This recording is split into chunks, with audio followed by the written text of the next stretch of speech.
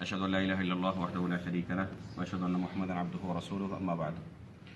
محترم حاضرین، ابھی نماز کے اندر پہلی اور دوسری رکعت کے اندر جو آیتیں آپ نے سنی ہیں، ان آیتوں کے اندر اللہ رب العالمین نے قرآن کریم کے نزول کا قصہ بیان کیا ہے کہ قرآن کریم کیسے نازل ہوا۔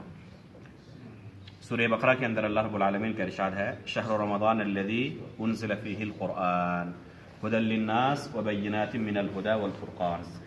رمضان کا مہینہ وہ مہینہ ہے جس میں قرآن کریم کو نازل کیا گیا۔ کس لیے؟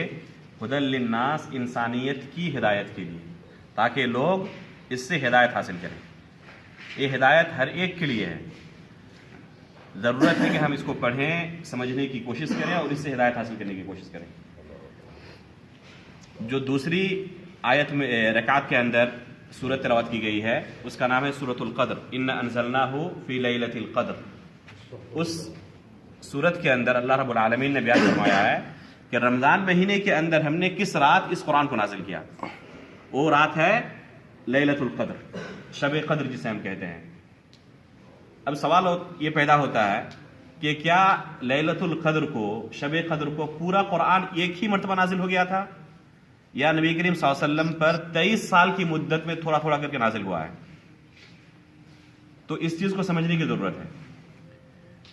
جو لیلۃ القدر کے اندر قرآن کریم کے نازل ہونے کی بات کی گئی ہے، وہ لوح محفوظ کے اندر نازل ہونے کی بات کی گئی ہے۔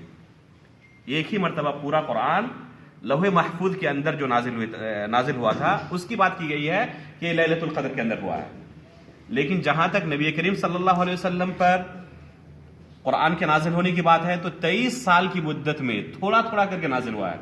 جیسے کہ پہلی وحی جو ہے جبریل امین لے کر آئے تھے غار حرا میں، تو اس میں سورہ علق کی صرف 5 آیتیں تھیں۔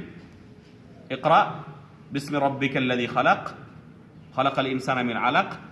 تو اس طرح صرف 5 آیتیں، پوری سورت ہی نازل نہیں ہوئی تھی۔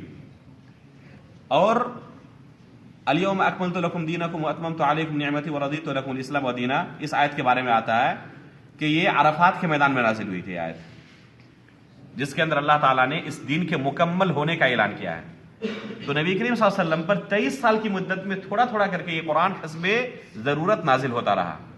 لیکن لیلۃ القدر کے اندر جو نازل ہونے کی بات کی گئی ہے، تو نبی کریم صلی اللہ علیہ وسلم پر نازل ہونے کی بات نہیں کی گئی ہے کہ ایک مرتبہ پورا قرآن لیلۃ القدر میں اللہ کے رسول پر نازل ہو گیا اور پورا قرآن اللہ کے رسول کو مل گیا تھا۔ ایسی بات نہیں ہے۔ اللہ کے رسول کو 23 سال کی مدت میں تھوڑا تھوڑا کر کے قرآن ملا ہے، اور آپ کی وفات سے پہلے الحمدللہ پورا قرآن نازل آپ صلی اللہ علیہ وسلم پر ہو چکا تھا۔ لیلۃ القدر کے اندر جو بات کی گئی ہے وہ لوح محفوظ کے اندر نازل ہونے کی بات کی گئی ہے۔ تو یہ ہے قرآن کے نزول کا قصہ۔ اس آیت کے اندر اللہ تعالیٰ نے ایک بہت ہی اہم نقطے کی طرف ہماری توجہ اللہ تعالیٰ نے مبذول کرایا ہے۔ وہ کیا ہے کہ یہ قرآن نازل کرنے کا مقصد کیا ہے؟ وہ ہے بندوں کی ہدایت، ھدی للناس۔ حقیقت میں کیا ہم اس مقصد کو پورا کرنے کی کبھی کوشش کرتے ہیں؟ کبھی جاننے کی کوشش کرتے ہیں کہ اس قرآن کے اندر اللہ تعالیٰ نے ہمیں کیا حکم دیا ہے؟ یہ ہم کب جانیں گے؟ جب اس کو پڑھنے کی کوشش کریں گے۔ اللہ کے فضل و کرم سے دنیا کی تمام زندہ زبانوں کے اندر قرآن کے ترجمے ہو چکے ہیں۔ علماء کرام نے قدیم زمانے سے قرآن کے ترجمے ہر زبان کے اندر لکھے ہیں، اردو کے اندر، بنگلہ کے اندر، ہندی کے اندر، انگلش کے اندر، دوسری زبانوں کے اندر۔ کس مقصد سے؟ علماء کرام کو عربی سمجھنے میں پریشانی ہوتی ہے، وہ قرآن کو سمجھ سکتے ہیں عربی زبان میں۔ دوسری زبانوں کے اندر لکھنے کا مقصد یہ ہے کہ جن کو عربی نہیں آتی وہ اس کو سمجھ کر پڑھنے کی کوشش کریں۔ اس لیے ہمارے لیے ضرورت ہے کہ جو علماء کرام نے ہمارے لیے خدمتیں کی ہیں، محنتیں کی ہیں، قربانیاں دی ہیں، ہم ان کی خدمتوں کی قدر کریں اور اسے سمجھ کر پڑھنے کی کوشش کریں، اور پڑھنے کے بعد پھر اس پر عمل بھی کرنے کی کوشش کریں۔ اللہ تعالیٰ سے دعا ہے کہ اللہ تعالیٰ ہمیں اس کی توفیق عطا فرمائے۔ آمین۔ و صلی اللہ علیہ محمد۔ السلام علیکم و رحمۃ اللہ وبرکاتہ۔